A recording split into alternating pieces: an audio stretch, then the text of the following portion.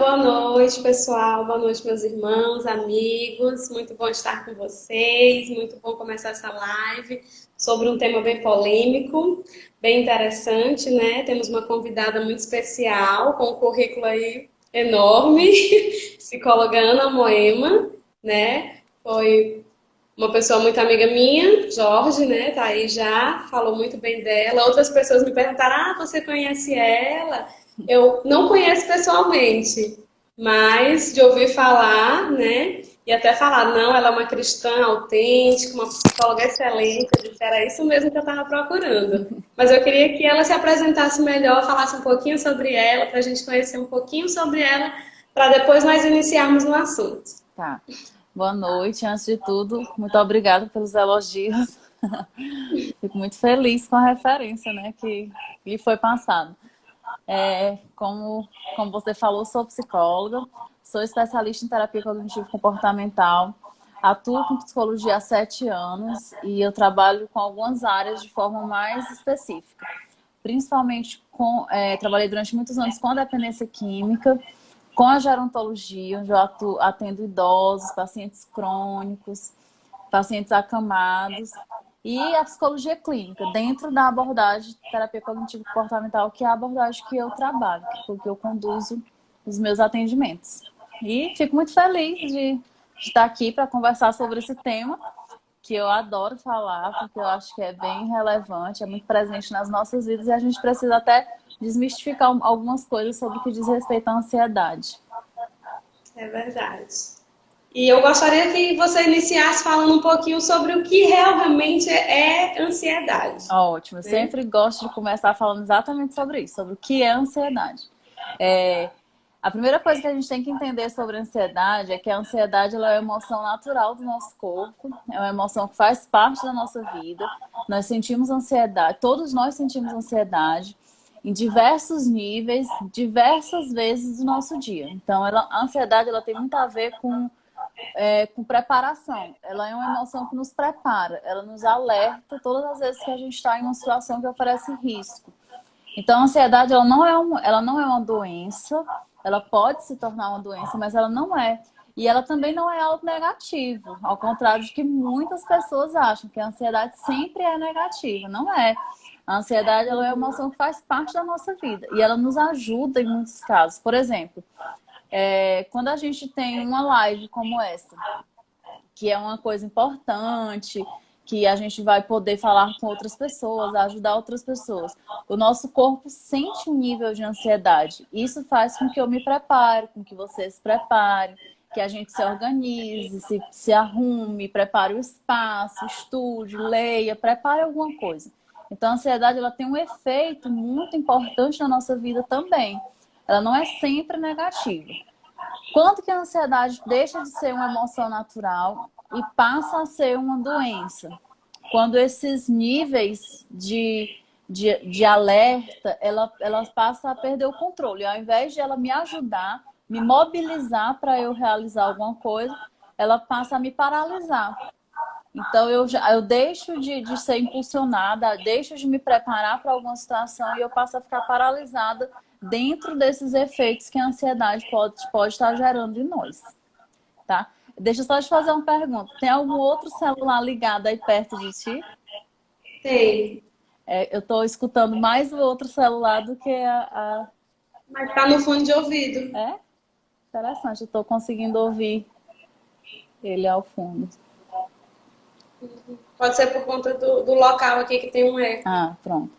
E aí, assim, só para que as pessoas que estão ouvindo, eu não sei quantas pessoas já experimentaram. A gente costuma falar muito sobre ansiedade, sobre se sentir ansioso. Ah, estou ansiosa por alguma situação, estou...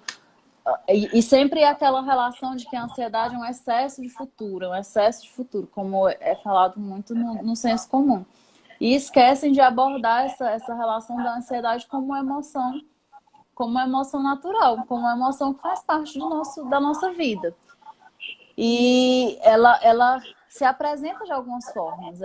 Todas as vezes que a gente tá vivendo uma situação de ameaça, tá vivendo uma situação em que eu preciso me preparar, o meu corpo dá alertas, e essas alertas é a ansiedade.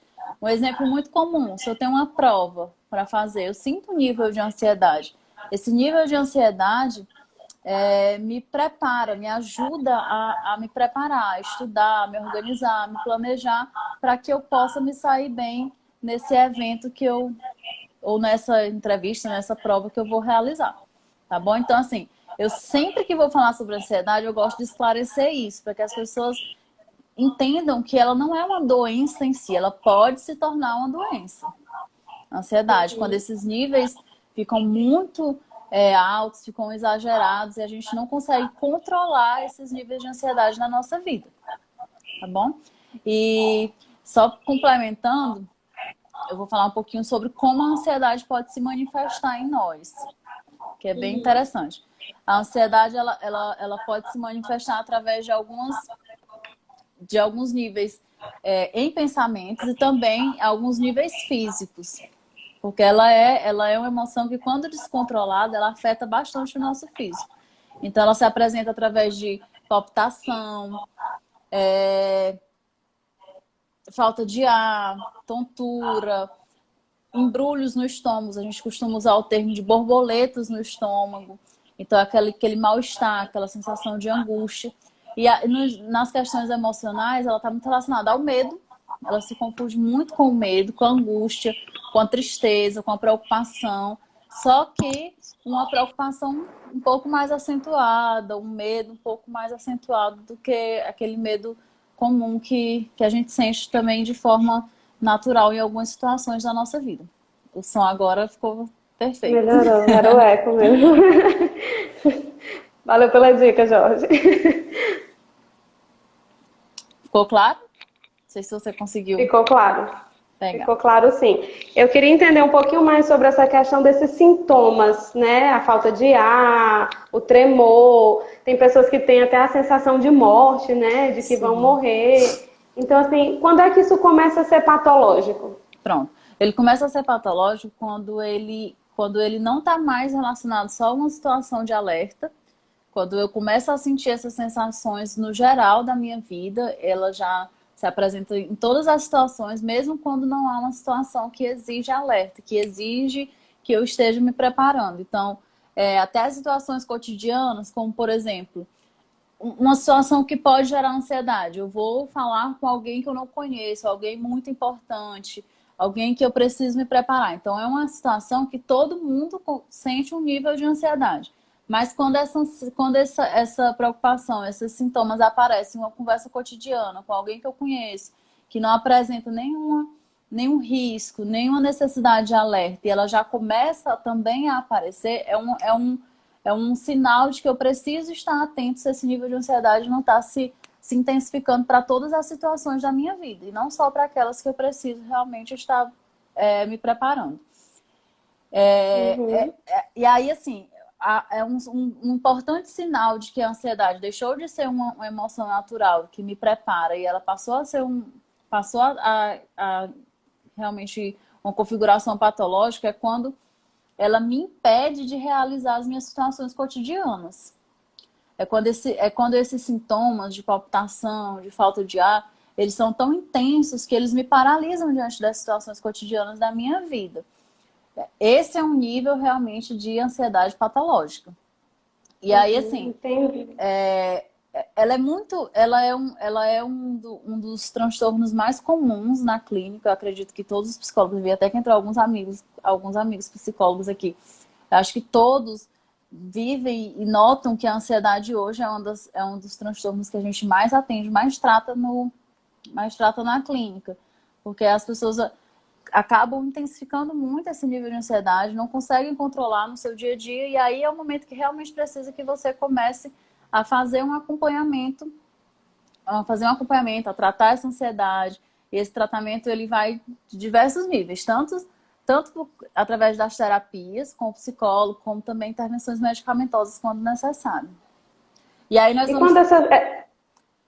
Pode falar. Pode continuar. Eu só ia dizer que aí a gente vai trabalhar todos os níveis, tanto no controle dos pensamentos, como também auxiliar nessa questão das reações fisiológicas, que é quando essa ansiedade ela já responde, ela já passa realmente para as reações físicas. Uhum. Eu queria saber qual profissional a gente deveria assim, pensar em buscar primeiro, né? Eu comecei a ter os sintomas patológicos. Qual profissional de saúde eu vou primeiro? Eu vou primeiro para um clínico, um psiquiatra, um psicólogo? Qual seria o mais aconselhado? Assim, o indicado é que você inicie pelo psicólogo, porque o psicólogo vai avaliar o grau dessa ansiedade. E aí, se for uma ansiedade realmente que não dê para controlar dentro das técnicas terapêuticas, dentro da condução clínica, aí ele vai indicar que você procure um psiquiatra.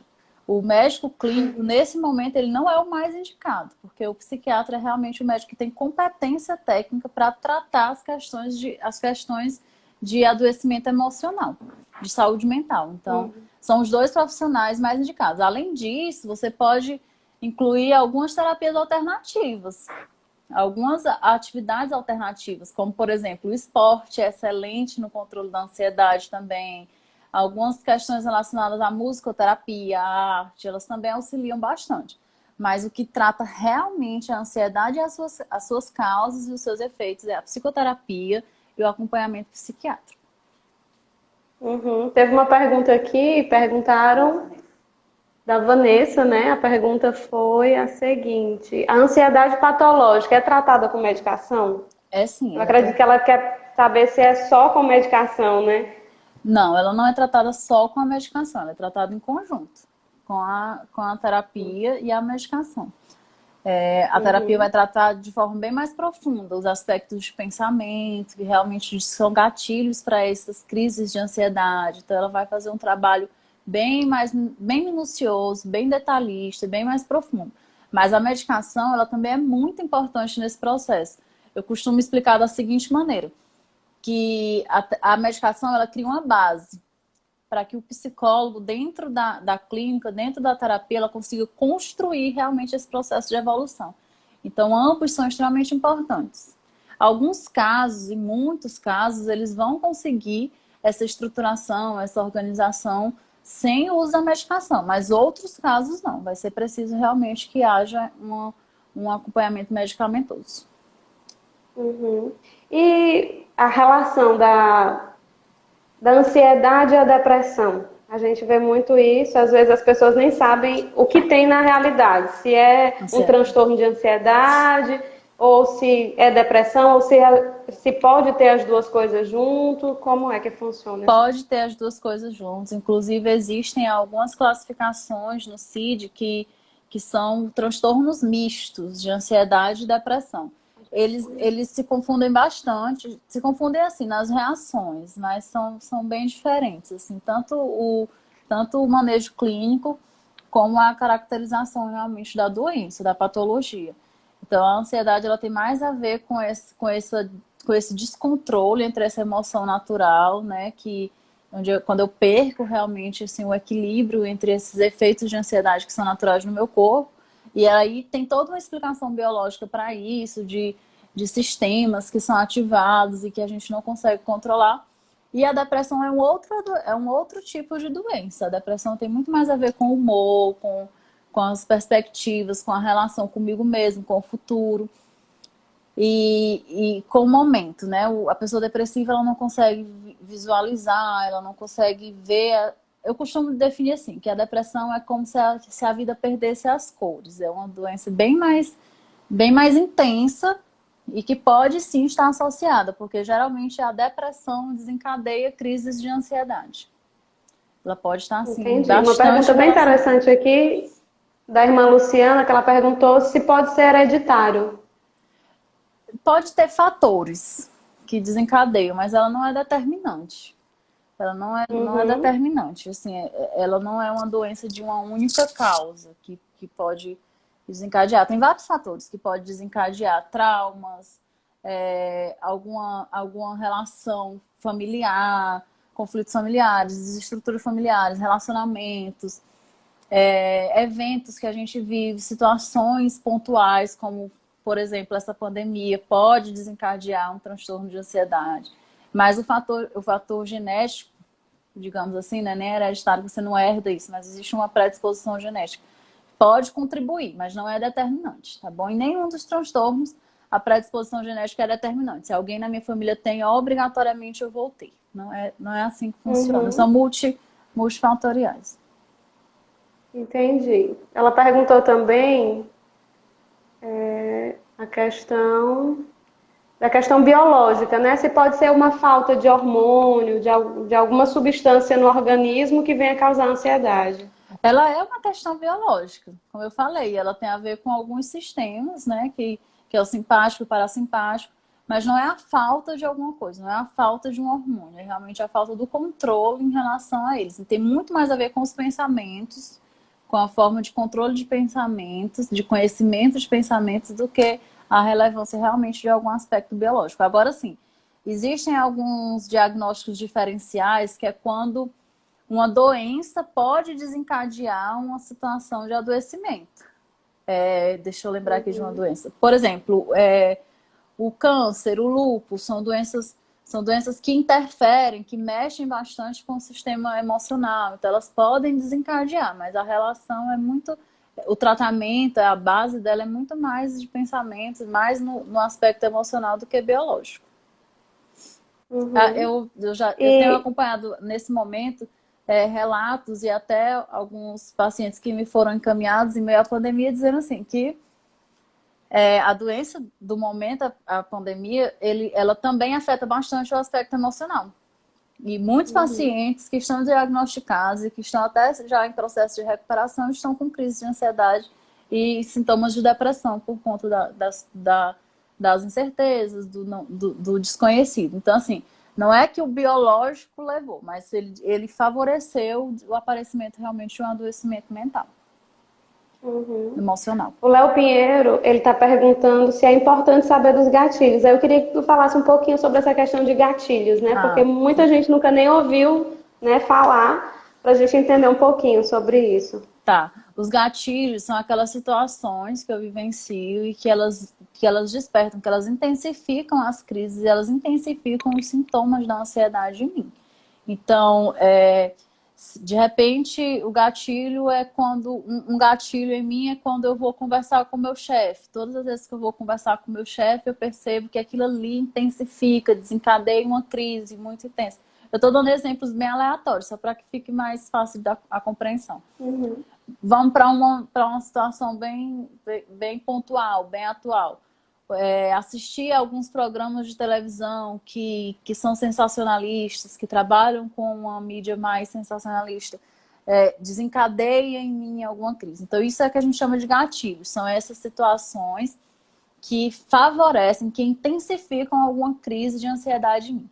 É importantíssimo conhecer quais são os gatilhos, e esse é um dos processos assim, que a gente faz dentro da clínica, de tentar ajudar o paciente a identificar, a perceber, a saber o que causa, o que aumenta, o que desencadeia essas crises.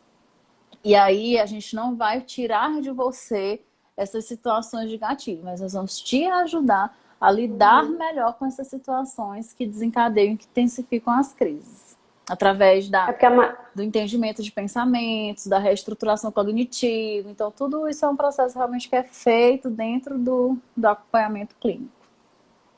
É porque a maioria das pessoas, elas acabam evitando esses gatilhos, né? Isso, então, tipo, se eu tenho medo de ir para um local muito movimentado, com muita gente, eu vou evitar estar num lugar assim, né? Ou, tipo, eu tenho pavor ao hospital, então eu vou fazer de tudo para não ir lá. Isso. E por aí vai. Então, assim, o ideal seria lidar com a situação e não... Aprender a lidar, porque a fuga, ela não resolve, ela não trata, ela ameniza naquele momento, mas em alguma situação que eu precise realmente me deparar com isso, vai acabar que tá tudo ali, acumulado, tudo ali guardado, e eu não vou conseguir lidar se eu não tratar. Eu vi... pode falar. Pode falar. Eu só ia falar que eu vi um comentário aí, assim, enquanto eu falava, eu não sei quem fez o comentário, mas uma pessoa colocou assim, que era horrível sentir ansiedade, e aí em seguida ela colocou que é triste porque muitas pessoas associam com a falta de fé, com a falta de Deus. Né? Que é uma das questões também que, como psicólogo, como cristão, como você falou, a gente tenta desmistificar, tenta enfatizar de que as doenças de ordem emocional, elas não têm relação com a dissociação de fé. O fato de eu ter fé me impede me blinda e eu nunca vou ter nenhum problema emocional. Assim como também o fato de eu ser psicóloga, de eu ser psiquiatra, trabalhar com essas questões, não me blinda, não me coloca numa condição que eu nunca vá sentir, que eu nunca vá ter uma questão emocional forte, que me leve a uma dificuldade de lidar com essas situações. Não tem nenhuma relação, não há nenhuma comprovação com isso.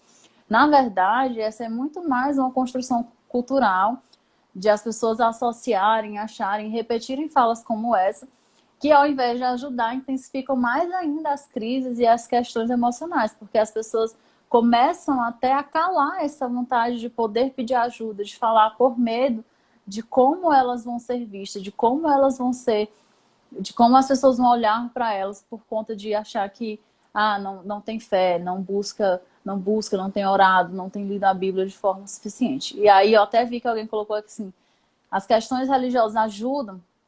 As questões religiosas, eu não uso o termo religioso, eu uso o termo de desenvolvimento de espiritualidade. Por quê? A espiritualidade é um dos aspectos que fazem parte da nossa vida. Existe uma dinâmica que a gente usa muito dentro da psicologia, que é quando a gente trabalha todos os eixos da vida de um ser humano adulto. E quando a gente trabalha todos os eixos da vida de um ser humano adulto, a gente vê lá que existe aspectos profissionais, amorosos, lazer, família, e existe o aspecto de espiritualidade, então ele faz parte da nossa vida. É algo que existe em cada um de nós. Então, trabalhar os aspectos de espiritualidade é extremamente necessário e importante para qualquer ser humano. Tanto quem tem alguma questão de transtorno emocional, como quem não tem. Nós precisamos desenvolver isso em nós, porque isso faz parte de nós. Nós temos realmente que desenvolver. É lógico que a maneira como eu desenvolvo, a maneira como eu expresso e represento a minha espiritualidade não é a mesma maneira que você representa. E aí isso cabe a nós também um entendimento de que às vezes não é porque eu não me expresso e não vivencio da mesma maneira que você que eu não estou vivendo da melhor maneira em mim.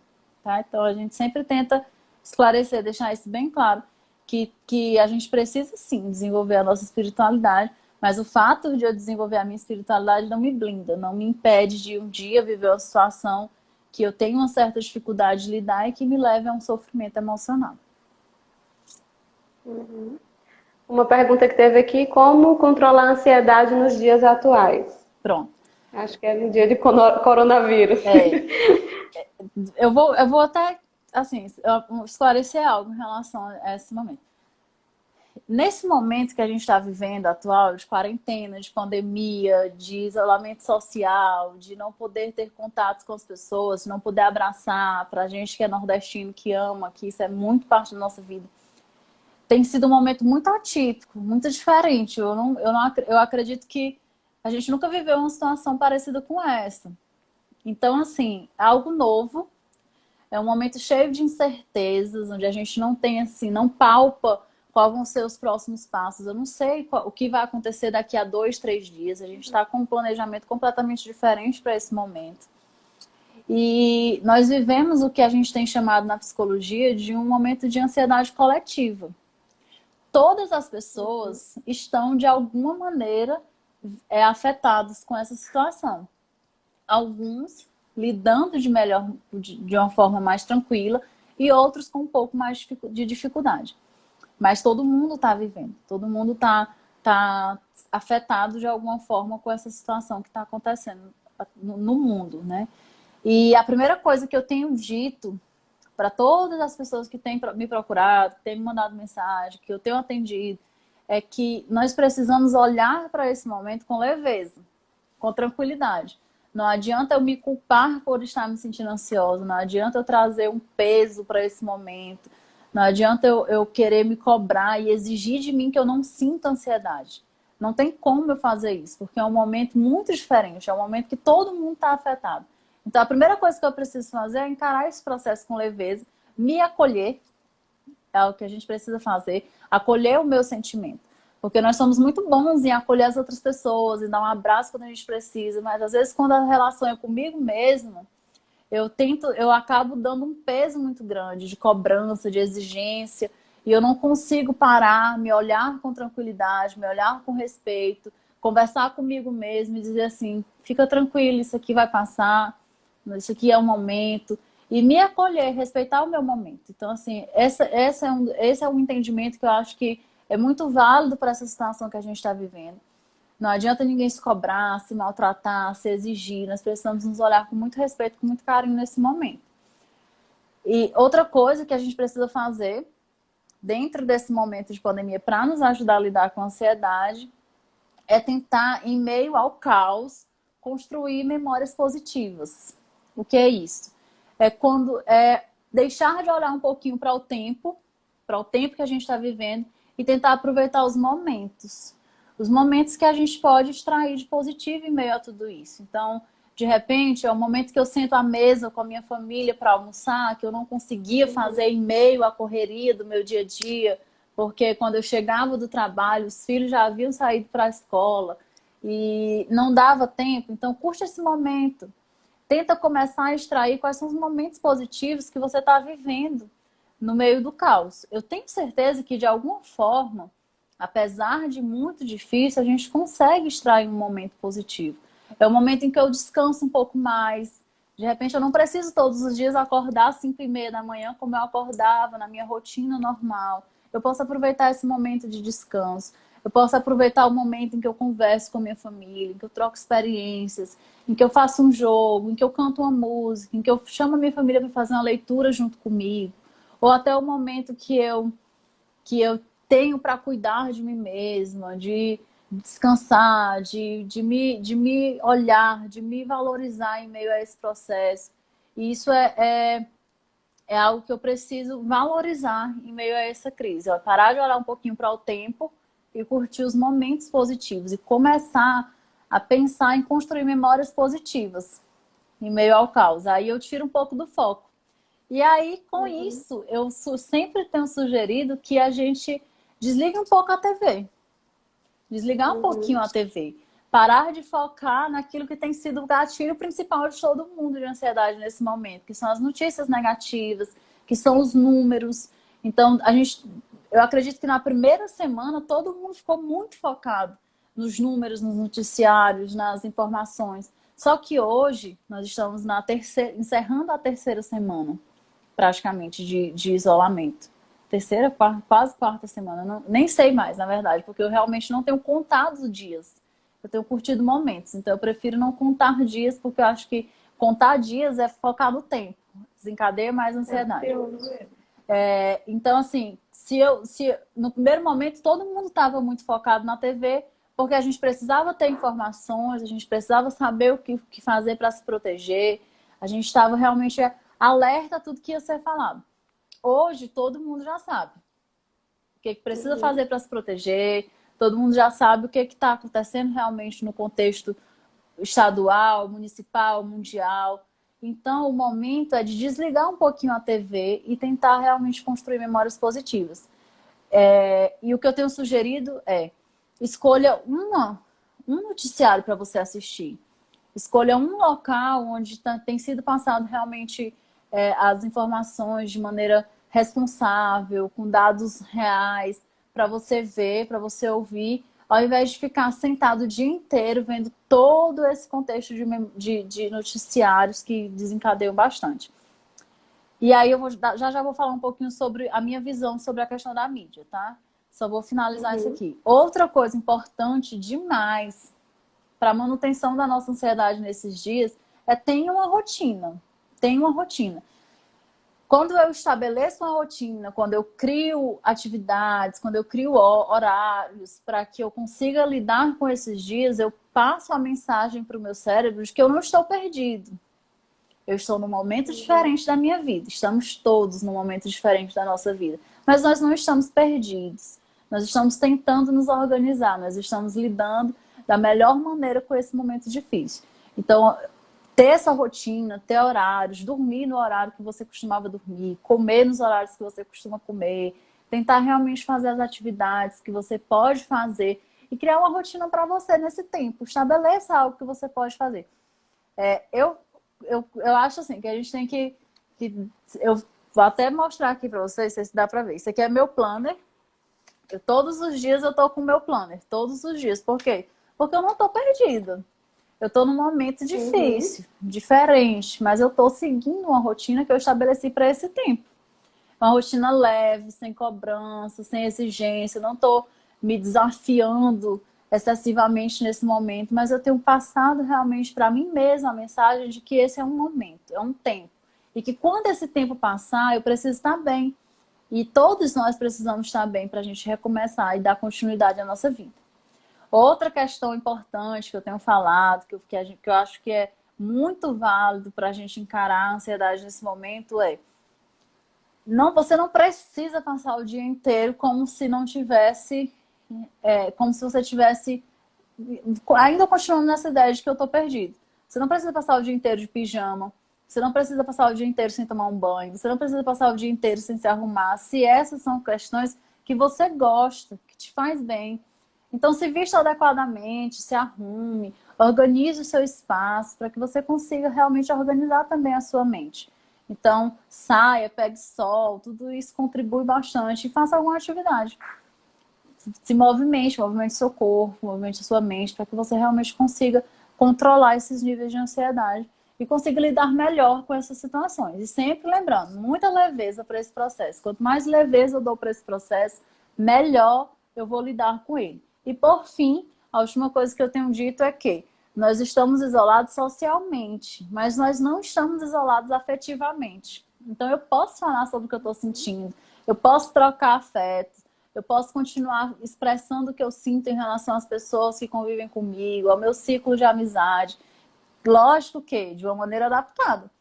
Nós hoje não podemos nos ver, nós não podemos ir na casa de quem a gente ama, dos nossos amigos, mas nós podemos, de alguma maneira, nos aquecer emocionalmente. Eu uso muito esse termo, nos aquecer emocionalmente. E aí eu posso fazer uma ligação, eu posso fazer um vídeo, eu posso escrever algo. Escrever é uma maneira maravilhosa de expressar, de colocar para fora aquilo que eu estou sentindo. Então, se você não tem no momento com quem falar, escreve. Quem sabe não é o momento de você despertar algo novo. E dentro disso, algo que eu tenho sugerido é: aproveite esse tempo para você aprender algo novo também. De repente, existe algum plano, algum sonho que você tinha há muito tempo e que você deixou de lado por conta da correria do dia a dia, por conta da falta de tempo. E agora é o momento oportuno para você refletir sobre essas questões e você começar a aprender algo novo, a fazer algo que te faz bem, porque tudo isso contribui para a construção de memórias positivas, que eu acho que é o que a gente precisa construir agora.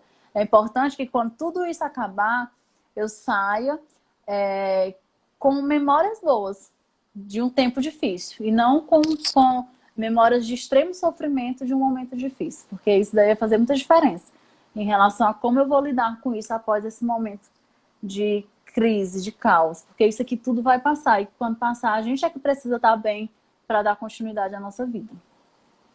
Verdade. Teve uma irmã que perguntou sobre os exercícios, né, que podem ser feitos no momento da crise, né, de ansiedade. Se você tem algumas dicas, algumas coisas. Tenho, posso falar sim. Tem 2 exercícios que são os que eu mais tenho tentado estimular nas pessoas nesse momento, porque eles são simples e eles têm assim, efeitos muito positivos em relação ao controle da crise de ansiedade. O primeiro são as técnicas de respiração. Quando a gente está ansioso, eu não sei aí das pessoas que estão assistindo, quantas pessoas já tiveram uma crise de ansiedade. Eu acredito que quase todo mundo, porque em algum momento da nossa vida a gente tem ansiedade. Mesmo quem não é ansioso, tá? Mesmo quem não é uma pessoa que tem um transtorno de ansiedade, em algum momento a gente já teve uma crise, uma sensação de ansiedade um pouco mais acentuada. Quando a gente está ansioso, a nossa respiração ela tende a ficar muito curtinha. Ela tende a ficar com aquela respiração cansada, aqui muito no peito. É o peito bem ofegante. Então, essa respiração curta aqui no peito, ela aumenta a sensação de ansiedade, porque ela intensifica o desespero e a falta de ar. Então, uma das coisas importantes em meio à crise de ansiedade é eu tentar me concentrar na minha respiração e controlar a minha respiração.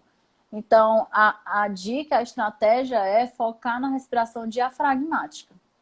O que é a respiração diafragmática? É quando eu tiro o cansaço da minha respiração aqui do ombro. Eu hoje nem consigo mais respirar no ombro, porque eu já treinei tanto isso que minha respiração já está realmente diafragmática. Mas o ideal é que você tenta lembrar de um bebê respirando. Um bebezinho. Eu não sei quantas pessoas já tiveram contato com o bebê. Eu acredito que todo mundo. O bebê, ele não respira levantando o ombro. O bebê respira no abdômen, na barriguinha. Ele cresce a barriguinha, né?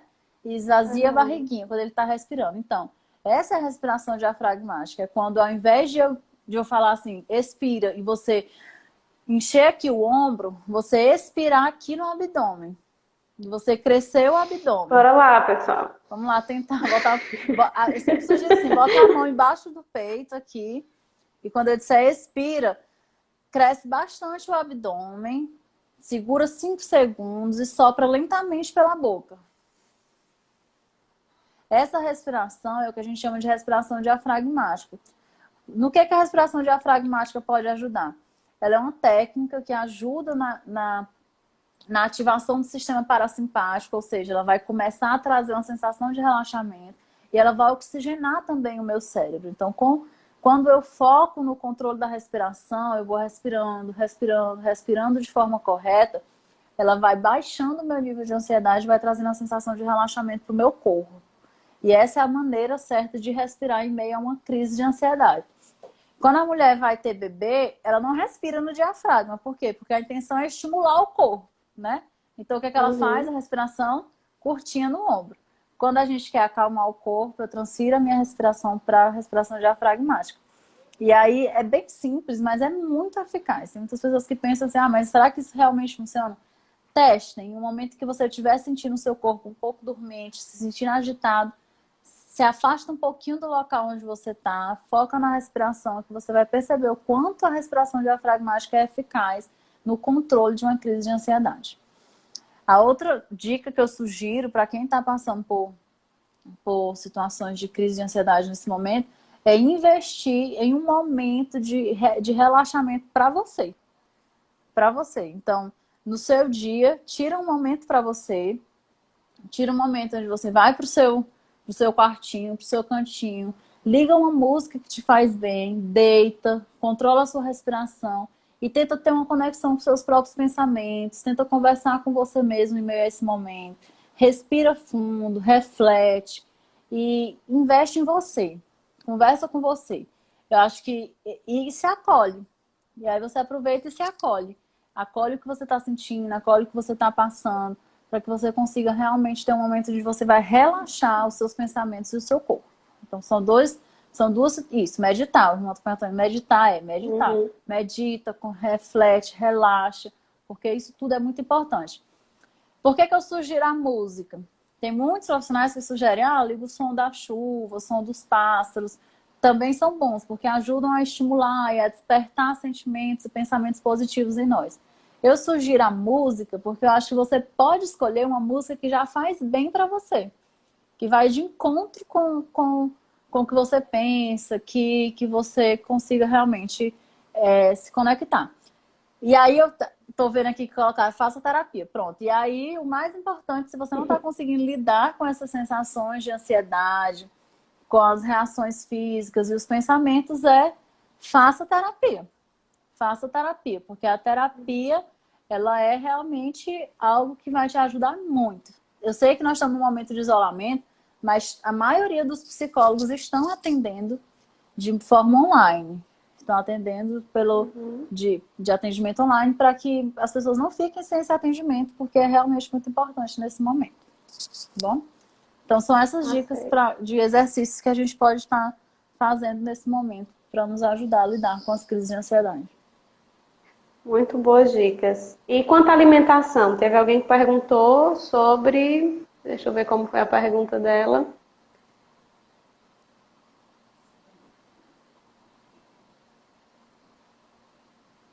Acho que era aqui sim. O pessoal fez muita pergunta. Se a má alimentação causa problemas de ansiedade? Não tem uma relação direta. Não tem, Assim, né? os maus hábitos, eles sempre afetam o nosso corpo, né? Todo hábito ruim, ele afeta de alguma forma o nosso corpo. O que muitas pessoas fazem é descontar a ansiedade na comida. Muita gente, isso é um comportamento comum, eu posso dizer até universal. Muitas pessoas descontam a ansiedade na comida. Mas não é que a má alimentação desencadeia a ansiedade. A gente acaba descontando. E aí é importante a gente tomar cuidado para que isso não desencadeie outros problemas, como a obesidade, como alguns outros problemas de adoecimento realmente físico por conta da má alimentação. E assim, tentar desenvolver hábitos alimentares melhor é muito importante também nesse momento, lógico. Porque eu fico com o meu corpo mais leve, eu fico com o meu corpo saciado, sem um peso excessivo, quando eu como demais. Então, tudo isso melhora a minha vida. Mas não há uma ligação direta entre uma coisa e a outra. E aí também, eu vi que muita gente me mandou mensagem no meu Instagram, e eu tento responder na medida do possível todo mundo que me manda mensagem, e muita gente falando isso. Ah, eu tô desesperada porque eu tô comendo muito. E aí eu falei isso. Primeira coisa, tente organizar a sua rotina para você não ficar comendo excessivamente. Tente realmente se planejar para você continuar a sua alimentação da forma que você já fazia. Mas também não se culpe, não se desespere, porque o momento foi muito intenso, foi muito brusca a quebra da nossa rotina. Então muita gente realmente não conseguiu, no primeiro momento, organizar os pensamentos e acabou descontando na comida, né? Então não se culpe, mas também não permaneça com esse comportamento. Se organize, se planeje, reveja o que você tem feito para que você consiga ter uma alimentação dentro daquilo que você sempre fez. Como a nossa live era mais direcionada para mulheres, eu queria saber assim, se tem um maior índice entre as mulheres de ansiedade ou não, ou é só coisa da minha cabeça. Tem um maior índice de ansiedade entre mulheres, e aí eu sempre brinco no meio psicológico que eu não sei se ela é mais real, se ela realmente é mais, se os transtornos emocionais são realmente mais intensos em mulheres, ou se é porque as mulheres buscam mais ajuda. Mas eu sempre brinco com isso. Mas o qual é assim uma das causas, uma das relações que levam para que as mulheres tenham mais predisposição a adoecimentos emocionais. Nós, mulheres, a gente vive já uma flutuação hormonal que dizem que tem muita ligação com os aspectos emocionais. Então, todos esses processos que são naturais já mexem muito com as nossas questões emocionais. E nós vivemos as questões emocionais de maneira mais intensa. Então a gente encara mais de frente, olha mais de perto para essas questões emocionais. E é por isso que a gente se envolve mais, sente mais em alguns momentos. Não que os homens não sintam, mas eles tentam fugir um pouquinho mais dessas relações do sentir. E aí a gente acaba tanto vivendo isso com mais intensidade, como também buscando mais ajuda, que é muito importante. Existem alguns transtornos, existem algumas situações em que os homens eles são maior número, mas em questão de ansiedade, depressão, as mulheres elas são bem mais afetadas. Tem uma irmã perguntando como nós podemos ajudar nossas crianças, né? Porque nós temos visto também um índice crescente entre as crianças, né?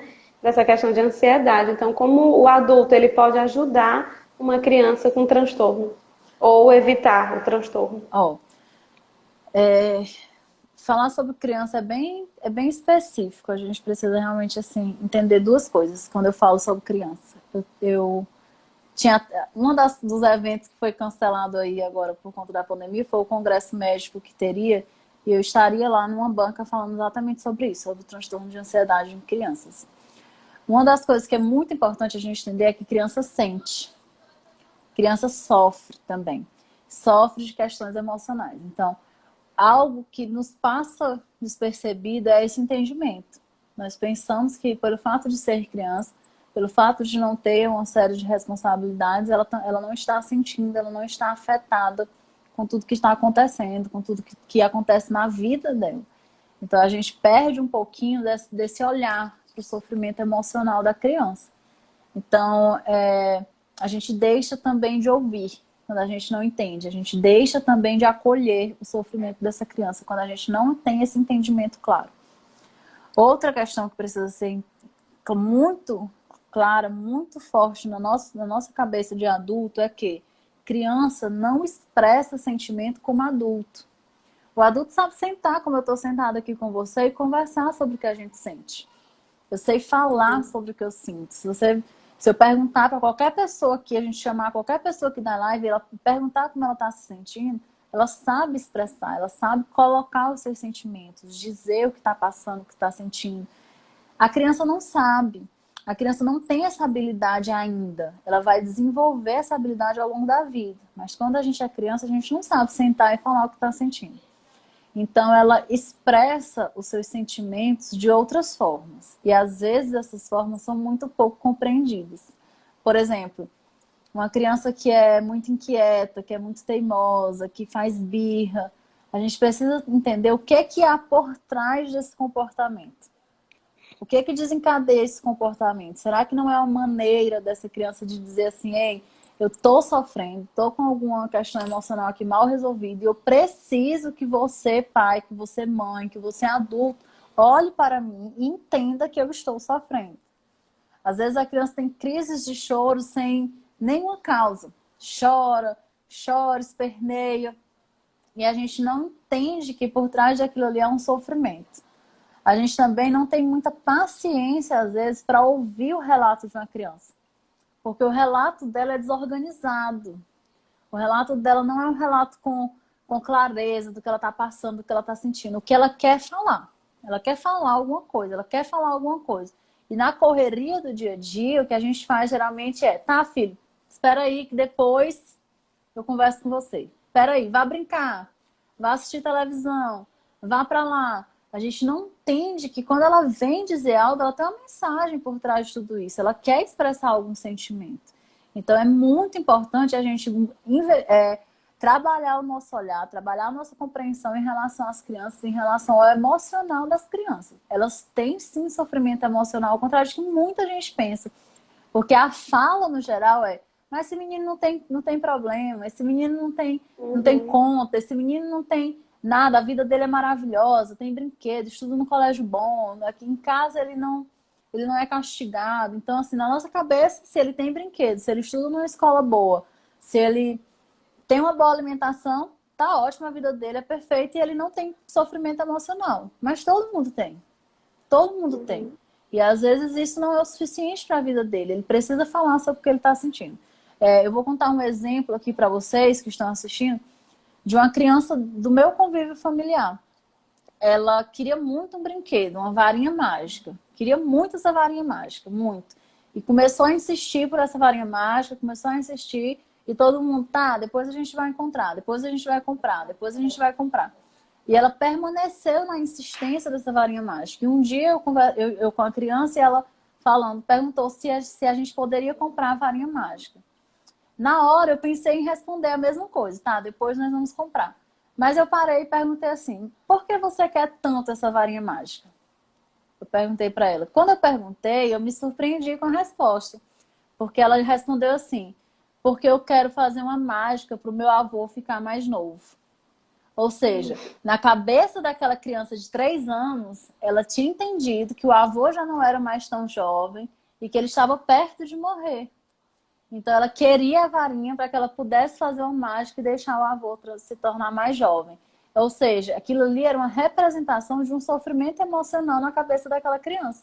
Que às vezes a gente não consegue captar, porque a gente não para, a gente não pergunta, a gente não ouve o que ela tem para dizer. Quando a criança está chorando, a gente consola dando alguma coisa, dando um brinquedo, dando um vídeo. Mas a gente não olha para essa criança e pergunta assim, o que você está sentindo? Por que você está chorando? Então, às vezes, falta um pouquinho desse tato para a gente acolher as nossas crianças, acolher o aspecto emocional das nossas crianças. E aí, com isso, a gente vai começar a perceber se ela é uma criança que tem uma predisposição à depressão, se ela é uma criança que tem predisposição à ansiedade. E desmistificando também o que muita gente pensa, que criança não tem depressão, não tem ansiedade, que criança não tenta suicídio. Tenta sim, criança tenta se matar, criança tem depressão, criança tem ansiedade. E elas também precisam ser tratadas, precisam ser ouvidas, precisam ser acolhidas, tá bom? Então, aproveita esse tempo que a gente está em casa com as nossas crianças e conversa com elas, escuta elas, tem tempo de conversa com a sua criança. Eu tenho realmente, assim, entendido o quanto isso é importante. E quando você para ouvir a criança, você vai ver o tanto de conteúdo emocional desorganizado. É claro que é desorganizado porque ela ainda não tem essa habilidade. Mas ela quer falar alguma coisa, ela precisa de alguém que escute, de alguém que acolha. Uhum. Muito bom. Infelizmente, nós não vamos poder responder todas as perguntas, foram muitas, e o nosso tempo está acabando, né? E eu gostaria de agradecer muito a Ana Moema, foi muito bom, assim, foi um tempo realmente muito prazeroso, de muito aprendizado, e me deixou com mais perguntas ainda. Mas em outra oportunidade, quando nós pudermos ter, a gente vai tirar mais essas dúvidas, mas foi muito esclarecedor e eu quero te dizer que Deus lhe abençoe e continue abençoando a sua carreira profissional, a sua vida espiritual, a sua vida familiar e que realmente você continue sendo essa bênção. Amém. Não sei quantas pessoas seguem o meu Instagram, mas eu sempre tento... eu tenho um entendimento em mim que a gente precisa construir uma cultura de saúde mental. A saúde mental precisa estar em alta. A gente precisa olhar para a saúde mental como algo extremamente necessário e importante na nossa vida. Então, dentro dessa plataforma que eu tenho de acesso às pessoas, de comunicação, eu posto vários temas, textos sobre saúde mental, sobre felicidade, sobre autoestima, sobre depressão, ansiedade, para que mais pessoas tenham acesso a essas informações, para que mais pessoas também tenham a oportunidade de perceber, de se identificar e de entender quando é o momento de buscar ajuda. E não tenham medo, não tenham vergonha de buscar ajuda, não tenham medo de admitir quando você está sofrendo, quando você não está bem, porque é importante. Eu sempre uso esse exemplo de que nem nós psicólogos estamos imunes a isso. A gente faz terapia, eu faço terapia. A maioria dos meus amigos psicólogos fazem terapia. Nós somos seres de emoções, de sentimentos, e a gente precisa cuidar do nosso emocional para que a gente consiga viver bem. Eu fico muito feliz com o convite, agradeço de coração a oportunidade também de estar conversando aqui com a sua igreja, com as pessoas aqui. Que bom. Vamos orar para encerrar e que Deus continue abençoando, minha irmã. Amém. Oremos. Senhor Deus, amado Pai, nesse momento, Senhor, nós queremos te agradecer, Senhor, pelo privilégio de estarmos aqui, Senhor, conhecendo um pouco mais do nosso corpo humano, aquele que o Senhor nos deu, através da nossa irmã, Senhor, a Ana Moema. Senhor, muito obrigada pela vida dela, por tudo que o Senhor tem feito com ela e por meio dela, Senhor. Que o Senhor continue a abençoá-la, continue a fazer crescer e prosperar, Pai. Obrigado por cada ensinamento, que venhamos colocar em prática, que não venhamos deixar a nossa ansiedade natural, aquela que o Senhor fez para ser natural, como a nossa defesa, vir a ser patológica e que o Senhor esteja nos protegendo, Senhor, dos gatilhos, das coisas ruins que possam vir nos atacar e fazer com que venhamos a chegar a esse ponto. Nós te agradecemos por tudo, te pedimos uma noite em paz para todos aqueles que estiveram aqui. Te agradecemos em nome de Jesus. Amém. Amém. Amém. Tchauzinho, galera. Foi muito bom. Muito obrigada pela presença de cada um, viu? Fiquei muito feliz. Muita gente aí, muitos irmãos que fazem um tempinho que eu não vejo, né? A maioria.